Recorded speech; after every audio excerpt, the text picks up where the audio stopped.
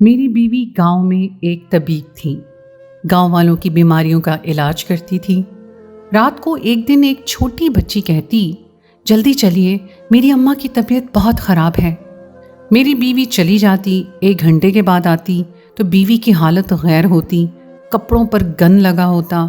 रोज़ाना ऐसा होने लगा। फिर एक दिन बीवी का पीछा करते करते एक बंद और वीरान घर में चला गया, जहाँ सालों से कोई नहीं रहता था। जब दरवाजे के अंदर जाकर देखा तो मेरे औसान ख़ता हो गए। मेरी बीवी, मेरा नाम हबीब है। हम लोग गांव में रहते थे। ये गांव बहुत ही छोटा और पुराना था और बहुत ही पुरानी तामीरात भी थी।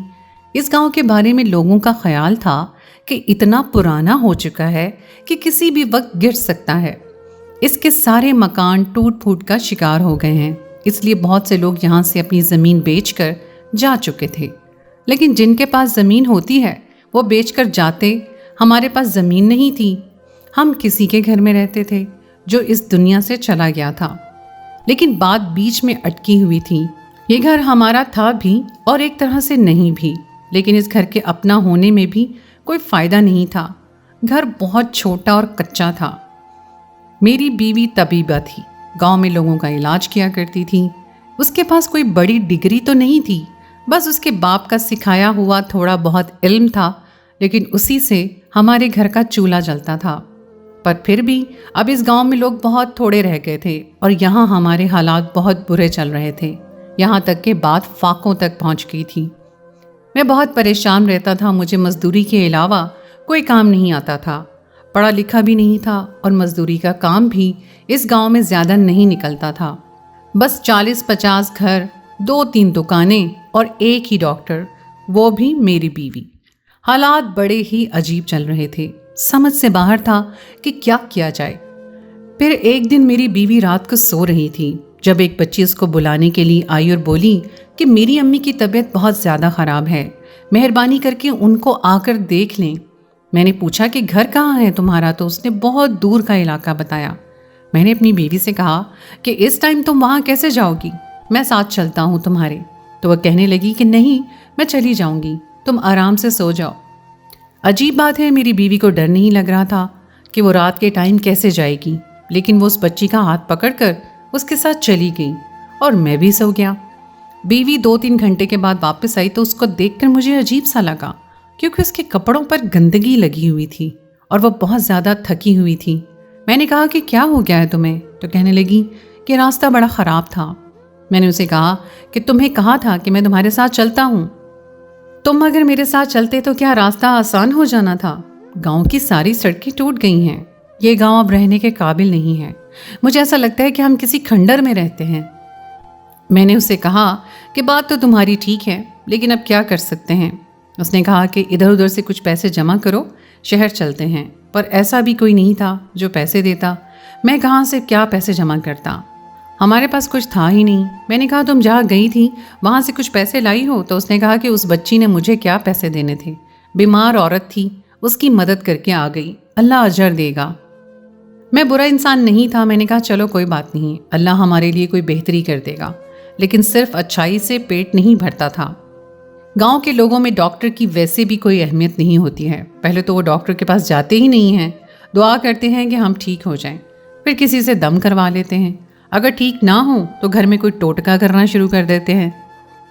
डॉक्टर के पास तो गांव के लोग तब जाते हैं जब उसकी हालत बिल्कुल गैर हो जाती है और उसको समझ नहीं आता कि अब मैंने करना क्या है।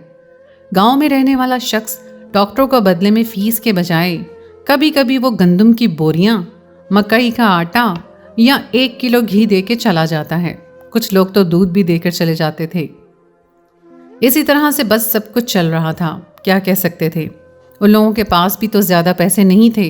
ये लोग भी मजदूरी वाले गरीब लोग थे। लेकिन अब इस घर में एक अजीब सी हरकत होने लगी, और वो ये कि रोज़ रात को लड़की मेरी बीवी के पास आ जाती और कहती कि मेरी माँ बीमार है। मेरी बीवी अपने साथ उसको ले जाती। जब मैं साथ जाने का कहता तो मेरी बीवी घबरा जाती कि तुम्हें जाने की ज़रूरत नहीं है, और वापसी पर मेरी बीवी बहुत ज़्यादा थकी हुई होती। उसकी हालत गैर हो जाती थी और उसके कपड़ों पर गंदगी लगी होती थी। मुझे समझ नहीं आता था कि क्या करने जाती है। उन दिनों गांव में कोई बारिश भी नहीं हुई थी। پھر اس کے کپڑے اتنے گندے کیسے ہو جاتے تھے؟ اور اس بچی کی شکل بھی کچھ عجیب سی تھی. مجھے تو وہ بچی کچھ عجیب لگتی تھی. ایسا کیسے ہو سکتا تھا کہ روز ہی اس کی ماں بیمار ہو جاتی تھی اور وہ بھی رات کے وقت؟ میری بیوی تو مجھے ساتھ نہیں لے جا رہی تھی، لیکن کچھ تو گڑبڑ ضرور تھی. کہیں میری بیوی مجھ سے بدظن تو نہیں ہو گئی تھی؟ کہیں وہ کسی سے ملنے کے لیے تو نہیں چاہتی تھی؟ کیونکہ ہماری شادی کو ابھی تک 5 سال ہو گئے تھے اور میں نے 5 سال میں اپنی بیوی کو کوئی بھی سکھ نہیں دکھایا تھا. غریب تھا، کوئی پکی نوکری بھی نہیں تھی، نہ میرے پاس اپنا گھر تھا، نہ ہی میں اس کے لیے کبھی کوئی تحفہ لے کر آتا تھا. میں نے اس کو چھوٹے سے گاؤں میں رکھا ہوا تھا جہاں سے سب لوگ جا رہے تھے، یہاں تک کہ میں کوئی کام بھی نہیں کرتا تھا. وہ ہی کماتی بھی تھی اور لگاتی بھی تھی. اور تو اور اللہ نے ہمیں اولاد بھی نہیں دی تھی. میری بیوی خود تھوڑی بہت حکمت جانتی تھی. اسے یہ بھی پتا تھا کہ اولاد میری وجہ سے نہیں ہو رہی تھی، اس کے اندر کوئی بھی مسئلہ نہیں تھا. اتنی ساری خامیوں کو کیسے کوئی عورت برداشت کرتی ہے؟ اگر وہ کسی سے ملنے جا رہی تھی تو یہ سب بھی تو میری وجہ سے ہو رہا تھا. میں نے سوچ لیا کہ میں پتہ لگا کر ہی رہوں گا کہ یہ سب کچھ کیا ہو رہا ہے. کیا وہ کسی سے ملنے کے لیے جاتی ہیں؟ اپنی بیوی سے میں نے پوچھا کہ وہ مجھ سے محبت کرتی ہے تو اس نے کہا کہ تم سے محبت نہیں کرنی تو کس سے کرنی ہے؟ تم میرے شوہر ہو. میں نے کہا کہ میں تمہیں کچھ بھی نہیں دے پایا تو اس نے کہا کہ تم نے میرا ساتھ دیا ہے، میرے محافظ ہو، میں تم سے بہت محبت کرتی ہوں. لیکن اسی دن میں نے اپنی بیوی کا پیچھا کرنے کے بارے میں سوچا تھا. جب وہ رات کو گئی تو میں نے آج اس کو کچھ بھی نہیں کہا کہ میں ساتھ چلتا ہوں یا میں چھوڑ آتا ہوں. وہ چلی گئی تو تھوڑی دیر کے بعد میں اس کا پیچھا کرنے لگا. لیکن یہ دیکھ کر میں حیران رہ گیا کہ وہ اس بچی کے ساتھ ایک گھر میں گئی جہاں پر واقعی ایک عورت بیمار پڑی تھی اور میری بیوی اس کا علاج کر رہی تھی. وہ عورت اپنی زبان سے بھی یہی کہہ رہی تھی کہ روز آپ کو بلانا پڑتا ہے، پتہ نہیں یہ بیماری کب ختم ہوگی، یا تو میری جان نکل جائے گی یا پھر میں ٹھیک ہو جاؤں گی. میری بیوی واپس آ رہی تھی کہ راستے میں بہت تھک گئی اور ایک جگہ پر بیٹھ گئی. یوں زمین پر بیٹھنے کی وجہ سے اس کے کپڑے گندے ہو گئے. اس کا مطلب ہے وہ یہی کرتی تھی، واپسی پر راستے میں وہ آرام کرنے کو بیٹھ جاتی تھی تو اس کے کپڑے گندے ہو جاتے تھے. میری بیوی نے مجھے کوئی دھوکہ نہیں دیا تھا، وہ کسی سے ملنے نہیں جاتی تھی. مجھے اپنے اوپر بڑا غصہ آیا اور میں اچانک سے اپنی بیوی کے سامنے آ گیا تو وہ حیران رہ گئی. میں نے کہا کہ میں پریشان ہو گیا تھا اس لیے تمہارے پیچھے پیچھے چلا آیا. تم تھک گئی ہو اور میں تمہارا ہاتھ پکڑ لیتا ہوں. اس نے کہا تھک جاتی ہوں پر کیا کروں. اس کے بعد ہم دونوں میاں بیوی گھر آ گئے اور میں نے قسم کھائی کہ اپنی بیوی پر کبھی شک نہیں کروں گا. سب کچھ بالکل ٹھیک جا رہا تھا. کبھی کبھی وہ بچی میری بیوی کو بلانے آ جاتی تھی. میری بیوی نے مجھے یہ بھی بتایا کہ اس کی ماں بہت زیادہ بیمار ہے. کل اگر اس کی ماں کو کچھ ہو گیا تو کیا ہوگا؟ میں نے کہا کہ تم کیوں بار بار جاتی ہو، اتنی تکلیف کیوں اٹھاتی ہو؟ تو میری بیوی نے کہا کہ دراصل میں یہ لالچ کر رہی ہوں کیونکہ اس عورت کا اور کوئی بھی نہیں ہے سوائے اس بچی کے. اگر وہ عورت بہت جلد مرنے والی ہے کیونکہ وہ بہت زیادہ بیمار ہے، اس کے مرنے کے بعد اس بچی کا کیا ہوگا؟ میں سوچتی ہوں کہ جب اس بچی کی ماں اس دنیا سے چلی جائے گی تو ہم اس بچی کو اپنی بیٹی بنا لیں گے. وہ بہت پیاری ہے اور اللہ نے ابھی تک ہمیں بھی کوئی اولاد نہیں دی ہے. اب مجھے پتہ چلا کہ میری بیوی یہ سب کچھ کیوں کر رہی تھی. میرے دل سے سارے ملال مٹ گئے اور میں بالکل مطمئن ہو گیا. مجھے بھی اس بات سے کوئی مسئلہ نہیں تھا. میں نے کہا کہ اس کی ماں کو اللہ صحت دے، لیکن اگر وہ دنیا میں اکیلی رہ گئی تو اس کو اپنے گھر لے جانا ہمارا اخلاقی فرض ہے. 1-2 سال تک دیکھ لیں گے. اگر اس کا کوئی رشتہ دار آتا ہے تو چھان بین کر کے اس کو دے دیں گے، اور اگر نہیں آتا تو پھر ہم ہی اس کو اپنی بچی بنا لیں گے. مجھے اپنی بیوی کی یہ سوچ بھی بہت اچھی لگی اور یہ بات بھی. وہ بچی واقعی بہت پیاری تھی. یتیم کے سر پر ہاتھ رکھنا تو بہت کم لوگوں کو نصیب ہوتا ہے. میں خود بھی تو یتیم تھا. میری بیوی کی امی نہیں تھی، باپ تھا، لیکن باپ نہ جانے کہاں رہتا تھا، اپنی دنیا میں ہی مصروف تھا. کسی کو بھی کچھ نہیں پتا تھا. کچھ لوگ کہتے تھے اس نے دوسری شادی کر رکھی ہے. وہ ہماری شادی میں بھی نہیں آیا تھا. ایسے میں ہم لوگ اگر کسی کا سہارا بنتے تو شاید اس کے بدلے ہمیں اللہ بہت کچھ نواز دیتا. کچھ دن اسی طرح سکون سے گزر گئے، لیکن ایک دن میں نے اپنی بیوی کو کوئی چیز چھپاتے ہوئے دیکھا. جیسے ہی میں نے اسے دیکھا اس نے بکسا بند کر دیا. ہمارے گھر میں ایک ہی اکلوتا بکسا تھا جس کو اس نے تالا لگایا تھا، جبکہ ہم نے آج تک اس کو تالا لگایا ہی نہیں تھا. ہمارے پاس اس طرح کی کوئی چیز نہیں تھی جس کو لاک میں رکھتے. میری بیوی کے پاس چھوٹے چھوٹے سونے کے کانٹے تھے، وہ بھی ہماری غربت کی نظر ہو چکے تھے۔ میرے پاس ایک قیمتی گھڑی تھی، وہ بھی میں نے بیچ دی تھی۔ اب اس گھر میں ایسی کیا چیز تھی جس کو ہم لاک میں رکھتے؟ لیکن میری بیوی نے کچھ نہ کچھ تو رکھا تھا۔ میں نے کہا کہ لاک کیوں لگایا ہے؟ تو کہنے لگی کہ بس یوں ہی تالا لگا دیا ہے۔ میری بیوی بڑی سمجھدار تھی، وہ کوئی بے وقوف عورت نہیں تھی۔ وہ بلا وجہ کی حرکتیں نہیں کیا کرتی تھی۔ یہ سب کچھ کر دیا ہے پر اس کی کوئی وجہ نہیں تھی۔ اگر اس نے تالا لگایا تھا تو اس کے پیچھے کوئی راز ضرور تھا۔ ابھی تو میں اس کی طرف سے مطمئن ہو گیا تھا، میرے دل میں پھر تجسس بیٹھ گیا تھا۔ مجھے سمجھ نہیں آ رہا تھا کہ میں کیا کروں۔ ایک دن میں نے پھر اس کو بکسے کے آگے کھڑے ہوئے دیکھا۔ وہ وہاں پر کوئی چیز رکھتی تھی اور کوئی چیز نکال لیتی تھی، لیکن ایسا کیا تھا جو وہ مجھ سے بھی چھپا رہی تھی؟ مجھے بتانا بھی نہیں چاہتی تھی۔ اب تو میرے پاس ایک ہی راستہ تھا کہ میں اس بکسے کو توڑ دوں، لیکن اس کے گھر میں ہوتے ہوئے میں یہ نہیں کر سکتا تھا۔ اس طرح بہت شور ہوتا اور پھر اس کے بعد اس کو پتہ چل جاتا، لیکن میں نے سوچ لیا کہ پتہ چل جائے تو چل جائے۔ ایک دن میری بیوی اس بچی کی ماں کو چیک کرنے کے لیے گئی ہوئی تھی، تو میں نے بکسے کو توڑنے کا ارادہ کر لیا، لیکن یہ دیکھ کر حیران رہ گیا کہ میری بیوی شاید جلدی میں تالا لگانا بھول گئی۔ تالا صرف لٹکا ہوا تھا لیکن بند نہیں تھا۔ ایسا بھی ہوتا ہے کہ انسان تالا لگا تو دیتا ہے لیکن اسے بند کرنا بھول جاتا ہے۔ شاید میری قسمت اچھی تھی، میں نے آس پاس دیکھا اور بکسے کو کھول دیا۔ اس میں اس کے کپڑے پڑے ہوئے تھے۔ میں کپڑوں کو ادھر ادھر کرنے لگا تو میری نظر ایک چیز پر پڑی اور میں حیران رہ گیا۔ میں نے ان کو اٹھایا تو وہ سونے کی بالیاں تھیں، لیکن یہ اس کی نہیں تھیں اور ہمارے پاس اتنے پیسے بھی نہیں تھے کہ ہم بالیاں بنواتے۔ پھر اس نے یہ سونے کی بالیاں کہاں سے لی تھیں؟ میں پھر سے پرتجسس ہو گیا اور اس کی طرف سے شک کی بھی۔ اس نے یہ سونے کی بالیاں کہاں سے لی تھیں؟ میں نے وہ بالیاں اسی طرح واپس رکھ دیں اور رات کو اسے اپنے پاس بلایا اور کہا کہ آج کل تم مجھ سے کچھ چھپا رہی ہو۔ اس نے کہا نہیں، ایسی تو کوئی بات نہیں ہے۔ اس کی بھی یہی روٹین تھی، وہ رات کو چلی جاتی تو 3 گھنٹے کے بعد واپس آتی۔ اس کے کپڑے بھی گندے ہوتے تھے۔ مجھے ان ساری چیزوں کا جواز مل گیا تھا، لیکن اب یہ نئی چیز سامنے آ گئی تھی۔ اس نے کہا میں آپ سے کوئی بات نہیں چھپا رہی۔ تو میں نے کہا کہ تم بکسے میں کیا رکھتی ہو؟ میں نے دیکھا اس کے اندر سونے کی بالیاں پڑی ہوئی ہیں، تم نے کہاں سے لی ہیں؟ وہ اچھی خاصی موٹی لگ رہی ہیں۔ سونا تو وہ لوگ لیتے ہیں جن کے اپنے پاس الگ سے پیسے پڑے ہوتے ہیں، ہمارے یہاں تو ایک دن کھانے کے پیسے ہوتے ہیں تو دوسرے دن کے ہوتے نہیں۔ پر تم نے سونا کہاں سے لیا؟ اس نے کہا کہ دراصل میں آپ کو بتانے والی تھی کہ جس عورت کو علاج کرنے جاتی ہوں، کیونکہ وہ مجھے فیس نہیں دے پاتی، اس لیے اس نے مجھے بالیاں دے دیں۔ میں نے اس کو بہت منع کیا لیکن اس نے زبردستی دے دی۔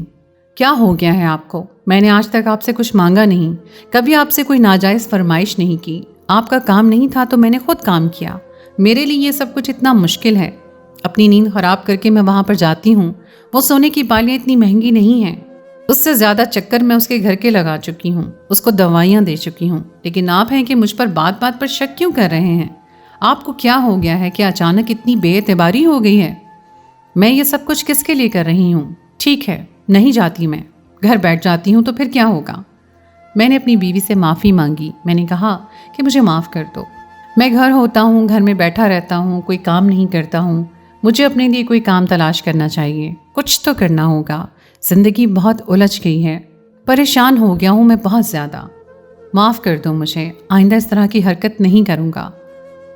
میں کیوں بار بار اس پر شک کر رہا تھا؟ وہ جو کچھ کر رہی تھی ہمارے لیے ہی کر رہی تھی۔ اس نے مجھے فوراً معاف کر دیا، وہ بہت اچھی تھی۔ اس نے کہا کہ سونے کی بالیوں کو ہم اپنے پاس سنبھال کر رکھیں گے، جب ہمارے پاس کوئی راستہ نہیں بچے گا تو پتہ ہوگا ہمیں کہ ہمارے پاس 1 روپیہ بھی نہیں ہے، اس وقت ان کو بیچیں گے اور اپنا مشکل وقت گزار لیں گے۔ میں نے اپنی بیوی سے معافی مانگی اور اسے کہا کہ مجھے تم پر فخر ہے، تم واقعی بہت اچھی ہو۔ اب میں نے قسم کھا لی کہ اپنی بیوی پر کبھی شک نہیں کروں گا۔ اگر اسے اپنی آنکھوں سے بھی کچھ کرتے ہوئے دیکھ لوں گا تب بھی اس پر شک نہیں کروں گا، پہلے اس سے پوچھوں گا کہ بات کیا ہے۔ ایک دن رات کو میری بیوی نے مجھے کہا کہ وہ بچی بلانے کے لیے آئی ہے، اس کا نام زیتون تھا، میں جا رہی ہوں۔ میں نے کہا ٹھیک ہے، چلی جاؤ۔ میں سو تو نہیں رہا تھا، جاگ گیا تھا۔ تھوڑی دیر کے بعد وہ اٹھ کر چلی گئی تو میں نے دیکھا کہ میری بیوی اپنا ڈاکٹر کا سامان نہیں بھول گئی تھی۔ میں نے کہا کہ اس کو مشکل ہوگی، سامان کس طرح سے لے کر جائے گی؟ اس بچی کے گھر کا پتہ تو مجھے معلوم تھا، پہلے ہی سارا کچھ میں دیکھ چکا تھا، اس لیے سوچا کہ چلو سامان دینے چلا جاتا ہوں۔ ویسے بھی آج کل اس پر شک کر رہا تھا، اگر اس کا سامان لے کر چلا جاتا تو وہ خوش ہو جاتی۔ جب شوہر بیوی سے ناراض ہوتے ہیں तब बीवियाँ उनको मनाने के लिए ज़्यादा से ज़्यादा क्या करती हैं, अच्छा खाना बनाती हैं या तैयार हो जाती हैं। ये छोटी छोटी बातें हैं जो लोगों को सबसे ज़्यादा खुशी देती हैं। फिर सोचा कि मेरी बीवी को अच्छा लगेगा कि मैं अपनी नींद ख़राब करके उसके लिए उसका सामान लेकर चला आया हूँ, इसीलिए मैं उसकी तरफ चल दिया। लेकिन जब मैं वहाँ पहुँचा तो सामने का मंजर देखकर हैरान रह गया। उस घर में तो कोई भी नहीं था, वो घर बिल्कुल खाली पड़ा था। थोड़ी देर के बाद वो औरत जो चारपाई पर पड़ी होती थी किचन से निकली और कोई चीज़ बनाने लगी। मैं हैरान रह गया कि ये तो अपनी चारपाई से हिल भी नहीं सकती थी और अब खड़ी होकर खाना बना रही है। वो बिल्कुल ठीक लग रही थी, जैसे उसको कोई मसला ही नहीं है। जैतून भी वहाँ पर आ गई और उस औरत ने खाने का सामान ट्रे में डालकर उसको दिया और कहा कि ले जाओ, आप ही भूखी होगी। मैंने कहा कि आप ही ज़रूर मेरी बीवी को ही कह रही है, लेकिन मेरी बीवी कहाँ है? अब जहाँ ये बच्ची जा रही थी मेरी बीवी भी वहीं पर थी, इसलिए मैं उस बच्ची का पीछा करने लगा। उस बच्ची को वैसे भी पता नहीं था कि मैं उसका पीछा कर रहा हूँ। वो छोटी सी मासूम सी बच्ची थी। इस बात का यकीन नहीं हो रहा था ये सब कुछ क्या हो रहा है। वो औरत इतनी जल्दी ठीक कैसे हो गई और मेरी बीवी कहाँ पर थी और ये बच्ची कहाँ जा रही थी? ये रास्ते तो गांव से निकलते जा रहे थे। बच्ची के हाथ में लालटेन भी थी। 10 मिनट चलने के बाद जहाँ वो बच्ची गई तो सामने का मंजर देखकर मेरे कदमों तले से ज़मीन निकल गई। ये तो उस गांव का सबसे पुराना घर था जहाँ पर सालों से कोई नहीं गया था। यहाँ तक कि सब कहते थे कि यहाँ आसेब का साया है, इसलिए यहाँ कोई भी नहीं जाता था। ये बहुत पुरानी तामीर थी, शायद मुग़लों के ज़माने की, लेकिन बहुत ही खस्ता हाल थी। वो लड़की अंदर गई जैसे रोज़ जाती है, किसी से डर ही नहीं रही थी। जब लड़की अंदर चली गई तो मैंने साइड पर बनी हुई एक पुराने ज़माने की खिड़की से अंदर झांका। सामने का मंजर देखकर मैं हैरान रह गया। मेरी बीवी ज़मीन पर बैठी कुछ कर रही थी और साथ एक शख्स भी बैठा था जिसकी कमर मेरी तरफ थी, इसलिए मैं उसको देख नहीं पाया था। कुछ देर के बाद उस शख्स ने मेरी तरफ मुंह किया तो मैं मज़ीद हैरान रह गया। वो कोई और नहीं, मेरी बीवी का बाप था, जो कि मेरी बीवी के साथ इस पुराने से घर में ज़मीन पर बैठा न जाने क्या कर रहा था। अंधेरा होने की वजह से ठीक से मैं देख नहीं पा रहा था। जब मैं वहाँ पर दाखिल हुआ तो वो दोनों मुझे देखकर घबरा गए। मेरी बीवी के कपड़े गंदे थे क्योंकि वो काम ही कोई ऐसा कर रही थी। तो एक गड्ढा खोदा हुआ था जो बहुत ही गहरा था, इतना गहरा कि उसके अंदर एक आदमी जा सकता था। मैंने कहा ये सब क्या हो रहा है? वो बच्ची इन दोनों के लिए खाना लाई थी। इसका मतलब है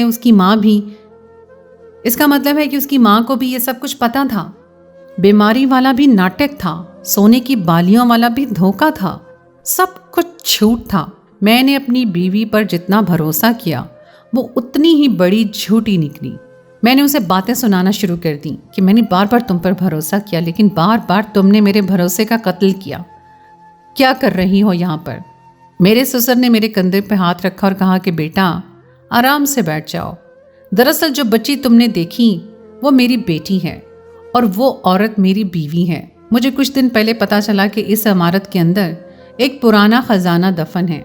उसको निकालने की कोशिश कर रहा था और मेरी बेटी रोज़ाना आकर मेरी मदद किया करती थी।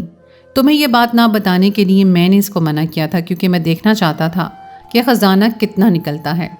मेरी गलती है कि मैंने तुम्हें पराया समझा था। जिस दिन तुम पीछा करते आ रहे थे उस दिन मेरी बेटी को पता चल गया था, इसलिए हमने बीमारी का नाटक किया।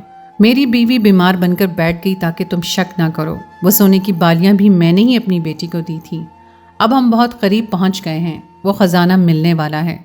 तुम हमें माफ़ कर दो और हमारी मदद करो। मैंने अपने आप को संभाला और अपनी बीवी की तरफ देखा। उसने मुझसे माफ़ी मांगी। मैंने कहा पागल, मुझे तो बता देती इन बातों का। खैर, मैंने उन लोगों की मदद की और उस खजाने के डब्बे को बाहर निकालने की कोशिश की। जब वो संदूक बाहर निकला तो वो बहुत बड़ा था। हम लोग बहुत ही ज़्यादा हैरान भी थे और ये सोचकर परेशान भी कि इसके अंदर से क्या निकलेगा। इसका ताला तोड़ने में 1 घंटा लग गया। जब ताला तोड़ा और संदूक खोला तो ये देखकर हम लोग हैरान रह गए कि उसके अंदर सोने के जेवरात और सोने की ईंटें थीं। हमारी खुशी का ठिकाना नहीं था। मेरी बीवी ने फिर से मुझसे माफ़ी मांगी। ये तो कमाल हो गया था, लेकिन अब हमें वहाँ से जल्दी जल्दी निकलना था। मेरे ससुर ने कहा कि जिसके घर में जो भी पड़ा है वो सब कुछ छोड़ो और सुबह की ट्रेन से चलते हैं। हम लोगों ने ऐसा ही किया और हम सुबह की ट्रेन से शहर आ गए।